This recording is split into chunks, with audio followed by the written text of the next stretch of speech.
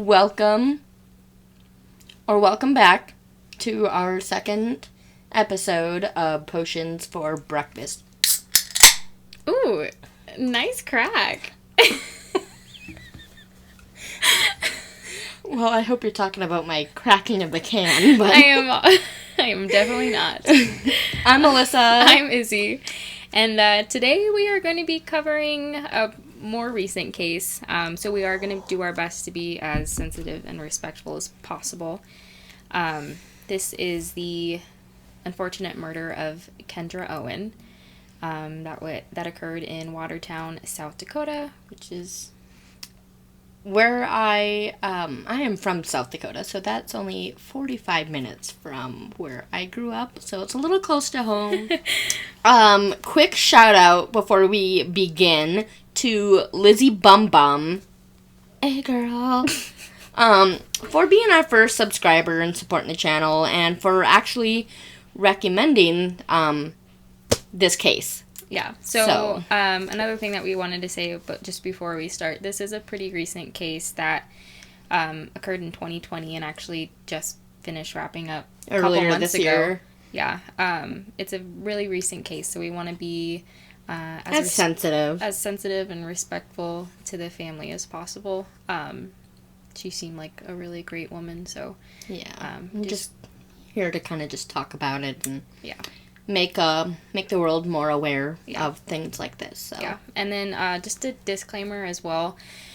Some of the sources that we refer to were kind of conflicting in terms of certain things that we'll go into later, but just so you guys are aware, might not be as accurate as we had hoped. So, without further ado, you want to get into things? Sure. So our victim, Kendra Owens, I believe she was a 28-year-old Native American woman.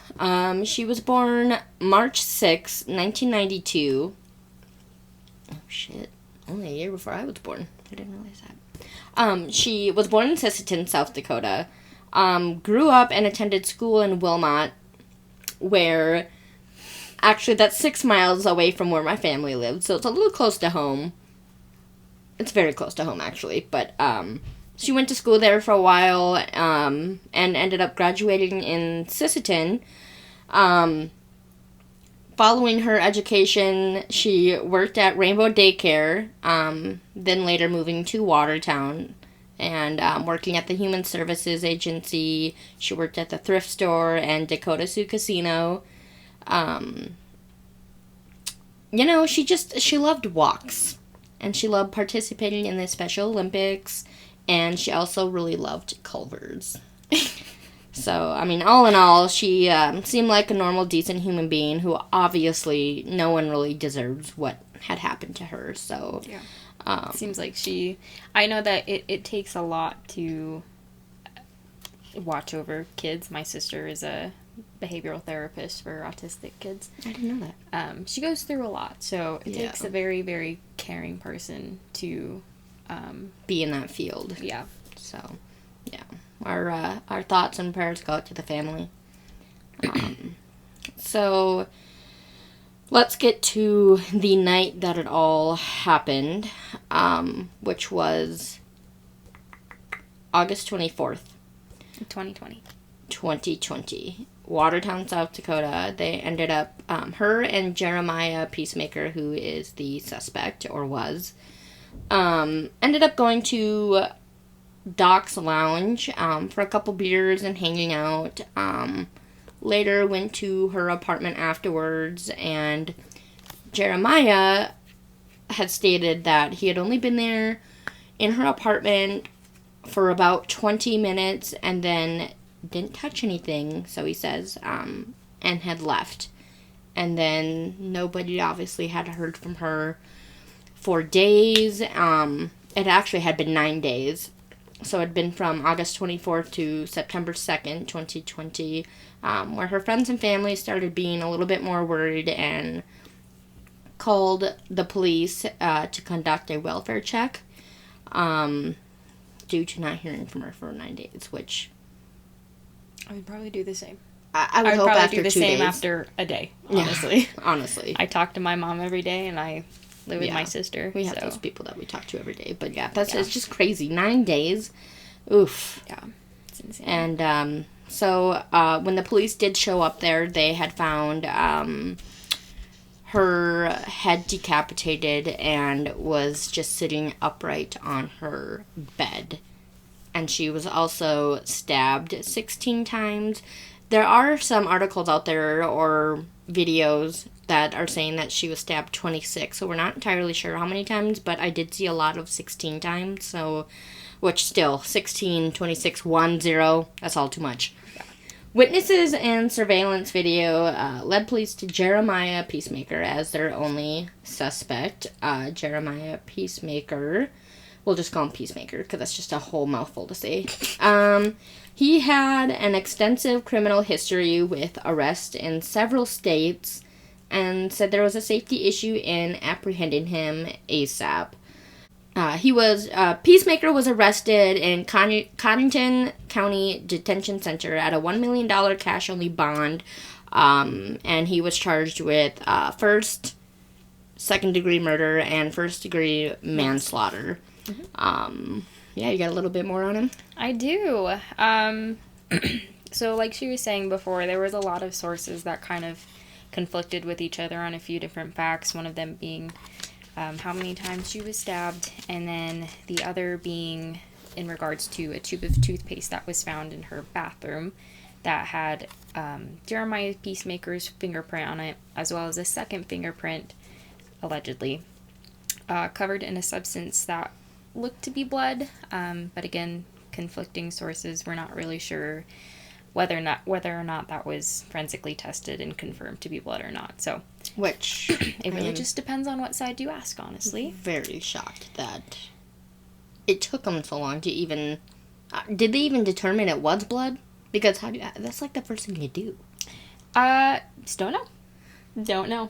I'm just baffled by how things were done. Yeah, it was a little bit botched, in my opinion, and I'll go into a little more detail about that as well. But one of the interviews that I had read with one of the members of the investigative team was kind of like bouncing around the question of whether or not the blood was actually tested or not. So, again, not sure.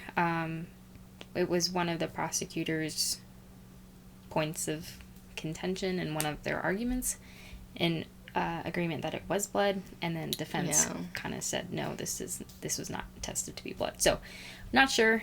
Just again a disclaimer, so be aware of that. Yeah. And then I do have here towards the end of all this, the prosecution side of things made a statement stating we recognize the challenges of no murder weapon, no eyewitnesses or confession, but felt other evidence, including a fingerprint and blood, needed to go to the jury and was deserving of 10 hours of deliberations. So, all right. Yep. Okay. So, like Alyssa said, her body was discovered 9 days after the estimated time of death.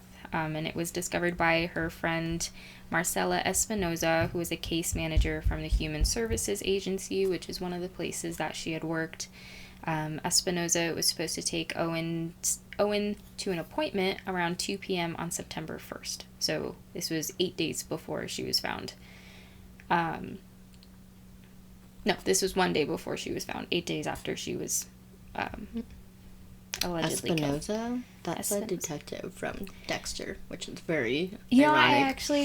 I actually ran into Dexter's sister at the airport one time.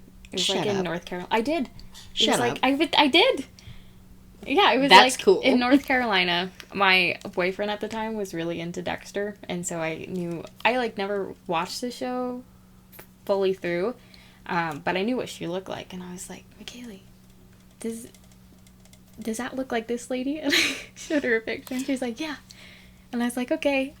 I didn't want to bother her, because people, when you're at the airport, you're kind of, you don't want to talk to anybody. You feel gross and sweaty, and you've been traveling for a long time, so. That's cool. It was cool. Don't need to bother people for it to be cool, in my opinion. But Espinosa stated during her testimony that there was a strong odor coming from inside the apartment and was swarmed by flies. She also noted that the air conditioner was running, which was out of character for Owen.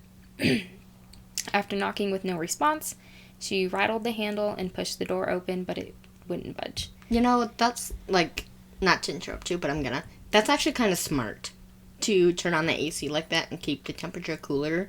That way the stank doesn't get, like, as strong sooner. Yeah, but again, this is 8 days into it. I think at some point you can't really control it. At some point it does, but that is a smart thing to do. Yeah. I guess. Yeah. Which we'll kind of circle back to that because I think that that's a little bit of an odd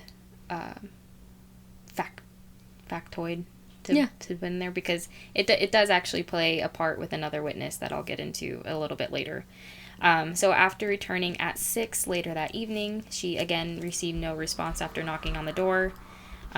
Espinosa relayed the information to her supervisor, who said that they needed to document what they knew and they would call law enforcement. So she returned to Owens twice that following day. So on September 2nd, the day that she was found, she went to Owens once in the early afternoon, left, and then returned again at 6 p.m. The air conditioner was not running this time, and when she leaned into the door, determined to break in, it swung open. Yeah. So, remember, the first time, the door wouldn't budge, and this time it just swung open. I couldn't imagine walking in on that. Yeah, it gets pretty gruesome. From the doorway, she saw Owen's body, the torso half on the mattress, her legs slightly curled underneath, and then her head was in the middle of the mattress. Espinosa said, "I saw her whole body and I turned around and stood in the doorway for a while. I didn't touch anything." So that's when Espinosa called their supervisor, who called 911, and with a couple of hours, investigators were on the scene to start processing everything. The weapon used in the killing was presumably a knife, but it was never recovered, and evidence indicates that the scene may have been cleaned up before authorities arrived. Court documents also question whether the scene was properly protected. For a couple of reasons. I think one of the biggest reasons being that one of the investigators on the team was primarily a narcotics investigator, and this was his first homicide case. That piled on top of allegedly not testing the blood on the toothpaste, I think that was kind of a big argument for the defense as to the scene not being processed correctly. So, like Alyssa said, witnesses and surveillance video led to Jeremiah Peacemaker.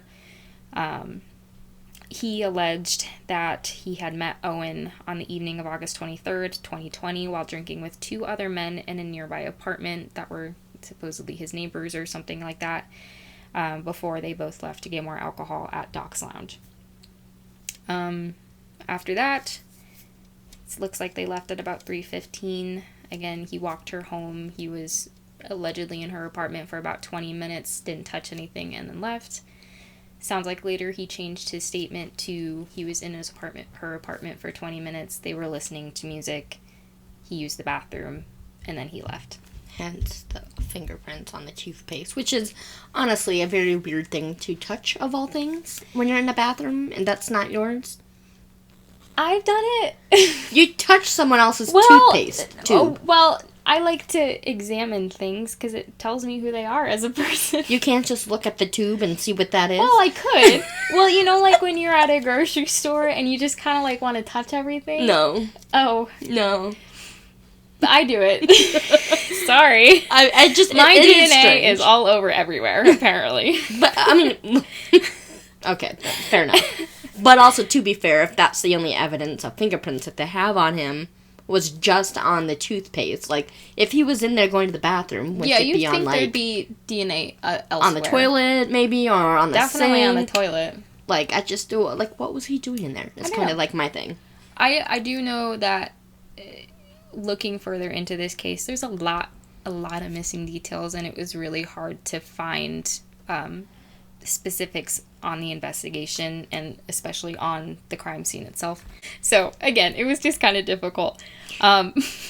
So digging further into Peacemaker, investigators discovered that on August 26th, he had actually reported being beaten up as well as hit by a car driven by unidentified assailants.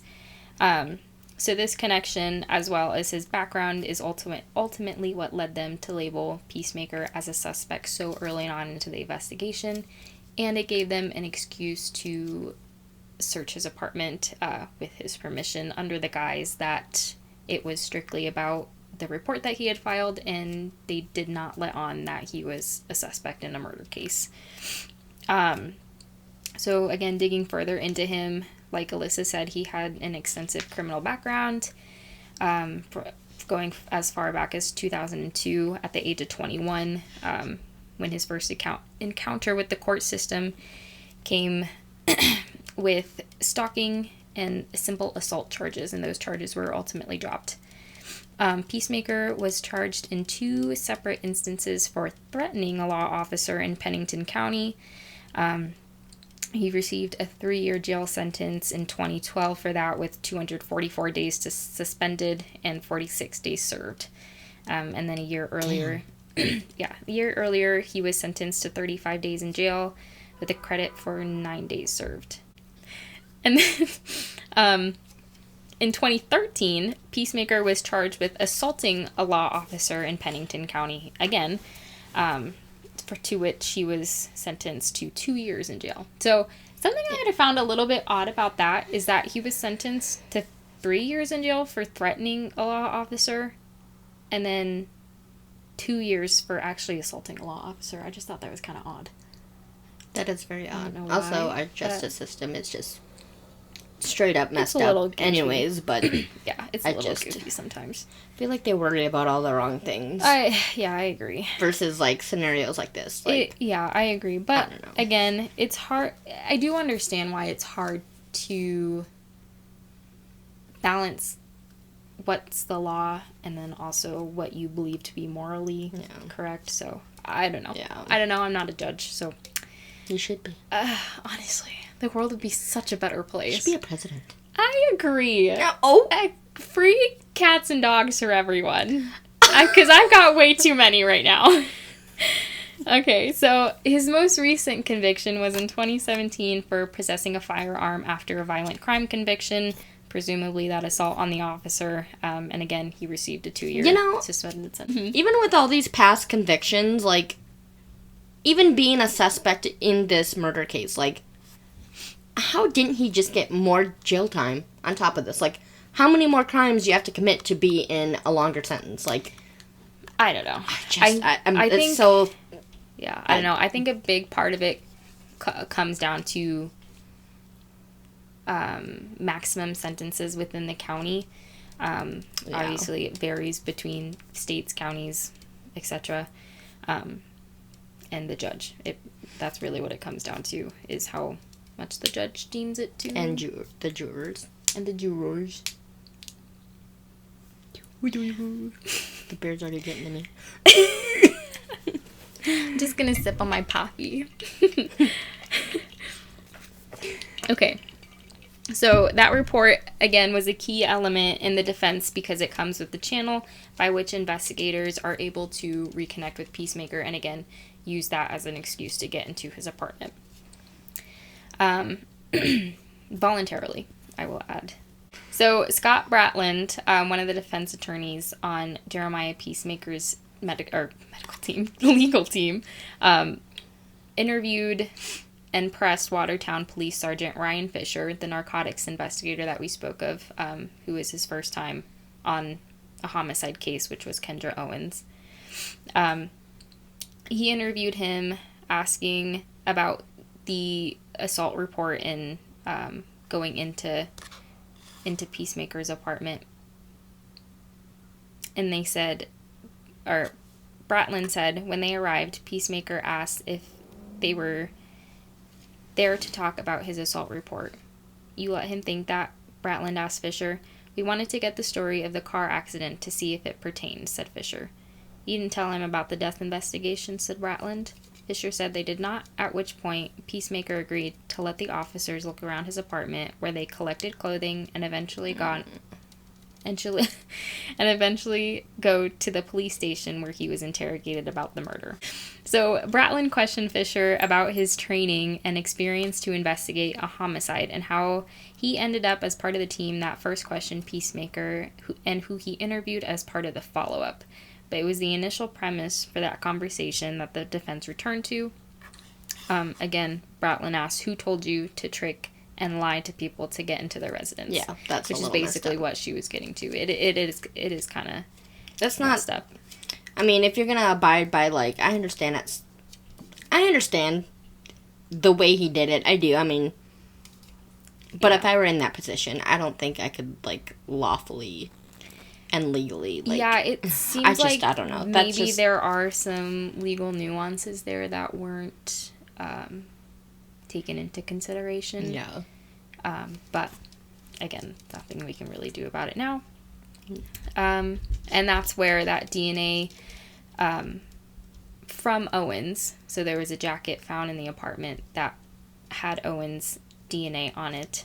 That was one of the pieces of evidence that was thrown into the mix following that investigation. So Peacemaker was arrested in the early morning hours of September 3rd, 2020, following an 8-hour-long interview conducted primarily by former Watertown Police Detective Sergeant Chad Stahl and Division of Criminal Investigation Agent Cam Corey.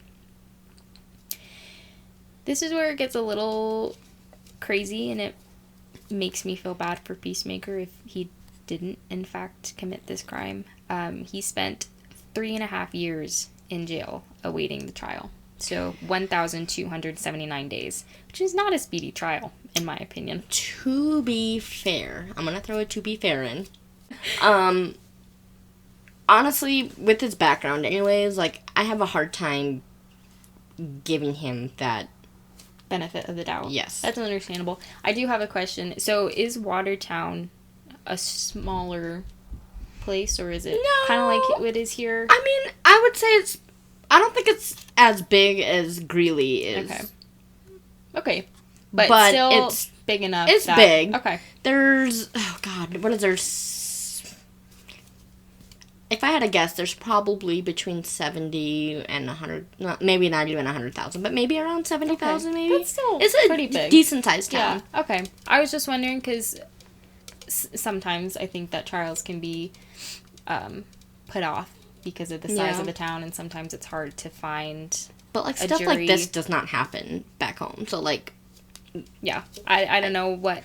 I mean, I do know what happened there. I'll get into it later, but...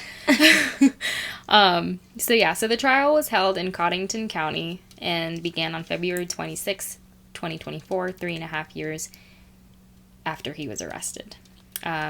Again, he was represented by Kate Benson and Scott Bratland. They were his two defense attorneys. And then prosecution was comprised of Attorney General Marty Jackley and Brent Kempema. That's a mouthful.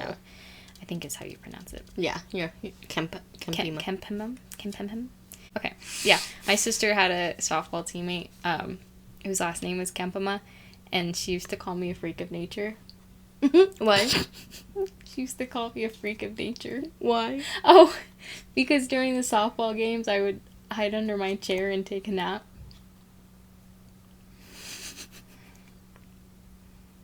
Protected me from a lot of flying balls. I'll tell you that much. Girl, you should just... Your whole life should be a fat nap because that's all you ever do. Honestly. Anyway. Okay. So the reason that the trial took so long is because both sides were forced to take their time in producing strong cases due to limited evidence, witnesses coming forward up to 2 weeks before the trial. And according to Peacemaker's defense team, a lack of proper procedure and necessary forensic testing during the investigation, resulting in the defense team having to perform their own investigations and testing. So obviously that would take a while, which is why it took 3.5 years. But again, that caused some complications for eyewitnesses recalling what they had seen that day. Yeah. It's hard to remember what I had for breakfast, so I get that. Yeah. I'm surprised they still take that into consideration after a few years. Yeah. I don't know. Well, I guess they have all the statement. They should have all the statements written down. But then it just makes you look bad if you do forget something and you just say something wrong or don't mean to. And then it looks suspicious. Oh, yeah. I know what you mean. Okay, so like I mentioned, there were witnesses coming forward up to 2 weeks before the trial began. In particular, I'm talking about Jessica Mandolo. She was a U.S. Census worker that visited Owen's home the day before she was found, so on September 1st. She arrived at Owen's home at 12:52 p.m. according to her Google timeline. Again, this is 2020, so we have modern technology like that.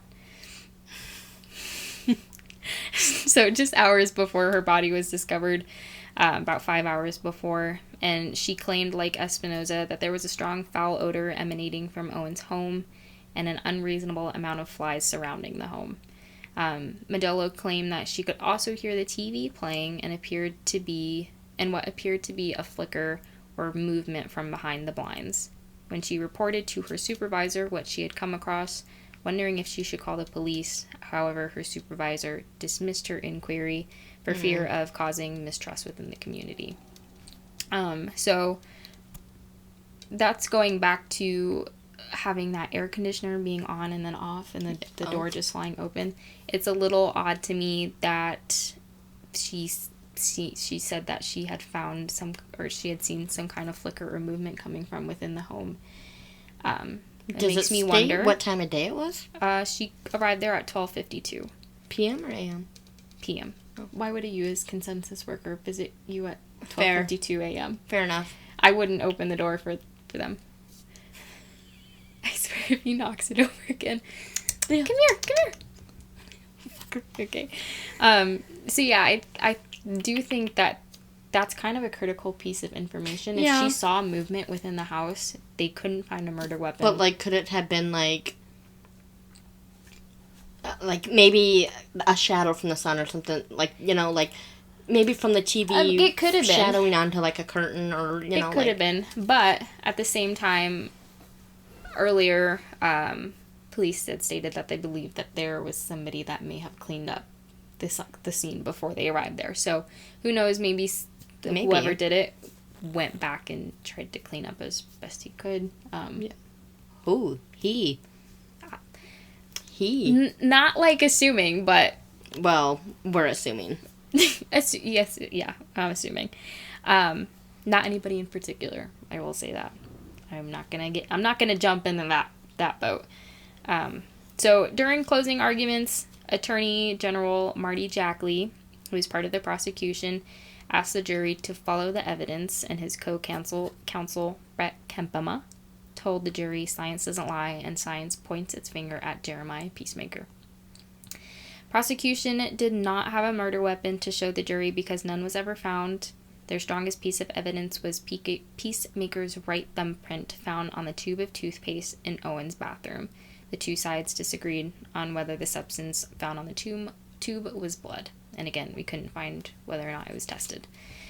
Attorney Kate Benson, part of Peacemaker's defense team, called it a case with a lot of holes, no weapons, and no motive. She went on to criticize the South Dakota Crime Lab for writing what she said were misleading reports on the case, the DCI for failing to test many of the items found at the scene, including blankets, eyeglasses, and a stocking cap, and called the Watertown Police Department's investigation terrible.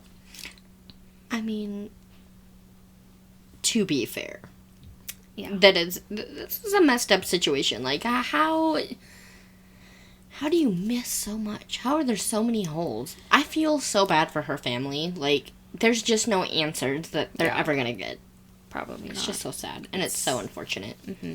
Yeah, and even if it was Fisher's first homicide case, there are tons of other people on that scene that should have caught those kinds of things. Yeah. So, Attorney General Marty Jackley and his chief deputy, Brent Kempema, prosecuted the case again. After the verdict, Jackley released a statement, and it says, in part, "We recognize the challenges of no murder weapon, no eyewitnesses, or confession, but felt other evidence, including a fingerprint, and blood needed to go to the jury. Kate Benson and Scott Bratland sent a statement that says, "This investigation was shockingly flawed on every level. A serious internal review of the policies and procedures must happen immediately. This can never happen again. The family of Kendra Owen is still waiting for justice, and we pray that they get it." And we I all think do. that we all do. Yep. Yeah. When asked by KWAT News Director Mike Tanner during a post-trial interview what more he felt prosecution needed for a stronger case, South Dakota Attorney General Marty Jackley responded with, "Certainly one could look back, a murder weapon, a confession, an eyewitness," so everything that he had just mentioned above. Yeah. There are things that obviously have power in front of a jury. Again, we felt the science was there, and having been able to put them together on August 24th would again be something for the jury to look at and make a determination. Is there anything you may have done differently in the way that you presented the case? We weren't going to come up with a murder weapon. We weren't going to come up with a confession or an eyewitness. The lay witnesses testified that what they could remember. It's challenging having been 3.5 years ago, but we felt there was some video we could present. There were some statements he had made, putting them together. It was based upon that evidence. We felt it was the strongest case we had, and it was time to move forward. So the trial went on for a little over a week. On March 5th, after a 10-hour deliberation, the jury, consisting of 10 men and 2 women, found Peacemaker not guilty on all 3 counts of first-degree murder, second-degree murder, and first-degree manslaughter. Which, again, I'm going to throw my cheap 2 cents in. A jury should be equal. I agree. You should not have 2 women and 8 men I agree. against a man that's on trial. Yeah. It should be 5 and 5. Yeah. This kind of just reminds me of the whole Menendez case. Yeah. So, right after that, Peacemaker was released from custody and made a free man. And that is the case of Kendra Owen. How do you feel about the whole situation? I think that there are things that definitely should have been done better. Oh, yeah. I will say that. That's I don't know if he did it. I don't know if he did not do it. I know that we'll never know, but yeah. We know what we know, and that's all we know. Whatever Dr. Google said, but Peacemaker did have a background. It didn't look good on him. Yeah, I don't know. Poor family. Yeah. And if you're ever watching, our prayers are with you and our hearts go out to you. So. Yeah. All right. Well. Anything else? Have you anything else to say? Not of this topic, oh, no. You have something else to say? Because every video I'm doing a book recommendation. Oh, that's right. I forgot about that. That's right. I'm going to recommend... I haven't finished it yet, but I can at least safely say I recommend it. It's How to Sell a Haunted House by Grady Hendrix. If you're into this kind of topic of spookiness, dolls...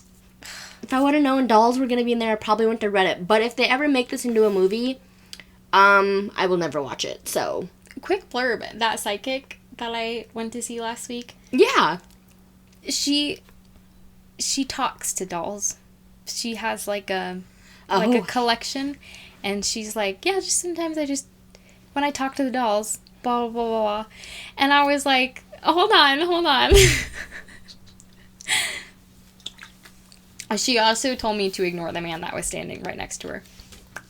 I was like, I didn't know that there was one there. But okay.